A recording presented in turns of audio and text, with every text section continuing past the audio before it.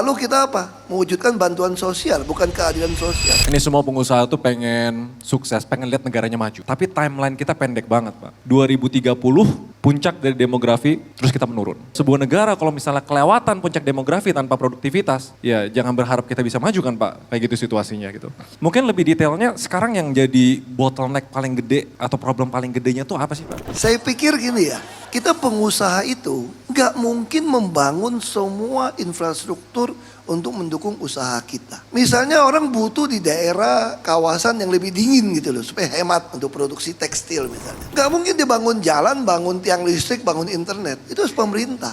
Jadi pemerintah di seluruh dunia kalau maju, pasti dia kehitung. Ini rantai supplier ini di bagian mana ya yang perlu saya intervensi supaya ini jadi murah. Atau contoh yang kedua soal impor. Saya bilang kalau pengen perbaiki industri, nggak mungkin bisa nyerap tenaga kerja atau negara maju kalau pertumbuhan ekonomi di bawah 7% atau 5%. Ini udah teorinya begitu. Jadi saya bilang, nah kalau begitu gimana caranya? Nah saya waktu itu ditanya mau jadi apa? Saya jujur saya minta jadi dirjen bea cukai. Karena saya lihat barang-barang dari luar negeri masuk tuh betul-betul enak banget gitu loh. Hanya borongan kontainer masuk. Tidak perlu warehouse, sekarang warehouse kita rata-rata disewa, kirim barang. Nah kebayang gak nih, kalau orang kirim barang itu kan satu kontainer diborong gitu kan. Makanya saya bilang, itu waktu itu udah bicara udah 6-7 tahun yang lalu nih. Seluruh industri yang kecil-kecil pasti bangkrut. Karena volume kita gak cukup, apalagi lawan China kan. China produksi sebulan 10 juta, biasa. Kita produksi 100.000 aja, waduh besar itu loh. Itu mah barang rejekan dia 1%.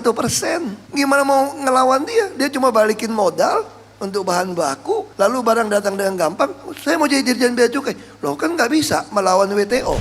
Gak bisa dong naikin tarif segala macam. Saya bilang saya gak naikin tarif, saya cuma bilang aja, ini plastik ini sudah lolos BPOM belum? Langsung dia 3-4 bulan ketahan itu barang. Kalau ketahan dia udah bonyok tuh. Mau gak mau dia akan pindah. Terus saya bilang, kalau ini dijalankan, kita bicara sama asosiasi industri. Saya jamin gak ada yang ngemis-ngemis demo-demo minta UMP. Karena industri itu akan saling tumbuh, lalu berebut. Tadi cuma supervisor bisa jadi manajer.